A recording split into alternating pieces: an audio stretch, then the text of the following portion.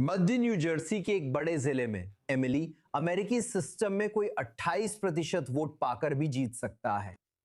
अगर यहां rank choices होती, अगर यहां रन ऑफ होता, जैसा कि हमने न्यूयॉर्क सिटी के चुनावों में देखा है, या जैसा कि आप जॉर्जिया राज्य में देखते हैं, अमेरिका के बाहर की बात तो छोड़ ही दें, क्या वो फिनिश लाइन पार कर पाते? असल में अमेरिकी सिस्टम में सबसे ज्यादा वोट पाने वाला कोई भी व्यक्ति बहु उम्मीदवार चुनाव जीत सकता है और जेरिमैंडरिंग के चलते सांसद भी बन सकता है।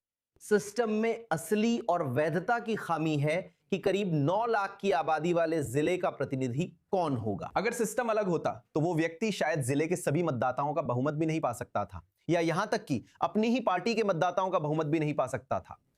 लेकिन जैसा भी हो, देखिए, ना सिर्फ कोई दूर वामपंथी व्यक्ति, बल्कि कोई ऐसा व्यक्ति जिसने इजराइल पर नरसंहार का आरोप लगाया है, और यह भी कहना होगा कि उसने अमेरिकी सेना में एक सर्जन के रूप में सेवा की है और टैमी डकवर्थ, जो इलिनॉय की सेनेटर हैं, उनकी जान बचाई थी। दरअसल वो एक हेलीकॉप्टर दुर्घटना में फंस गई थी, उन्होंने उनका ऑपरेशन किया था, इसलिए टैमी डकवर्थ ने चुनाव अभियान में समर्थन किया।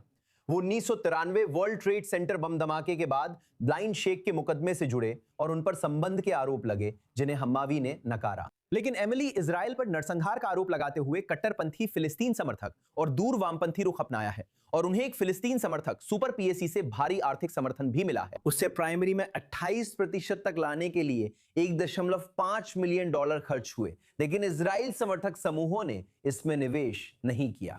सिस्टम की अजीतताओं का उसने फायदा उठाकर पद तक पहुंचने का रास्ता बना लिया है। नवंबर में वो इस डेमोक्रेटिक जिले में अपने रिपब्लिकन प्रतिद्वंदी को हरा सकता है और कैपिटल हिल पर बढ़ती हुई दूर वाम कट्टर फिलिस्तीन समर्थक आवाजों की कतार में शामिल हो जाएगा और कांग्रेस में इजराइल का विरोध करने वालों में एक और जुड़ जाएगा।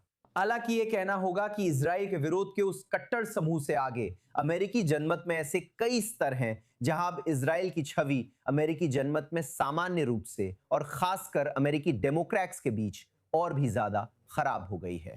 अमेरिकी जनमत में इजराइल की स्थिति अब देश की अहम विदेश नीति चुनौती बनती जा रही है। एमिली, हम इसमें दीर्घकालिक दृष्टिकोण पर ध्यान दे रहे हैं, लेकिन कई तरीकों से, जिसमें डोनाल्ड ट्रंप का व्यवहार भी शामिल है, जहां यह छुपा हुआ प्रभाव है, और कहीं ज्यादा सीधे तौर पर भी। ऐसे चुनाव में, जैसा कि अभी हो रहा है, हम देख रहे हैं कि इसका असर सामने आ रहा है। भले ही इस मामले में यह सिस्टम की कुछ अजीब बातें हैं, जिससे वो पार्टी प्राइमरी में 28% वोट हासिल कर सकता है और उसी के आधार पर सदस्य बन जाता है 435 सदस्यों में से एक। ये किस बात का संकेत है? आप जानती हैं, आगे अन्य जिलों में भी ऐसा होगा। क्या सच में चिंता की जरूरत है? हम जानते हैं कांग्रेस के ये सदस्य बहुत शोर करता है और मीडिया में भी इन्हें काफी कवरेज मिलता है। नहीं और हां, सबसे पहले नहीं, क्योंकि एक बार फिर ये एक सिस्टम की विचित्रताओं पर आधारित था, डेमोक्रेटिक पार्टी के मजबूत गढ़ में कई उम्मीदवारों के मैदान में होने के कारण। लेकिन दूसरी ओर निश्चित रूप से इनकी संख्या बढ़ रही है और ये अमेरिकी जनमत में इजराइल के खिलाफ एक अलग रुझान से समर्थित है, जिसके बारे में हम सभी अच्छी तरह से जानते हैं। धन्यवाद।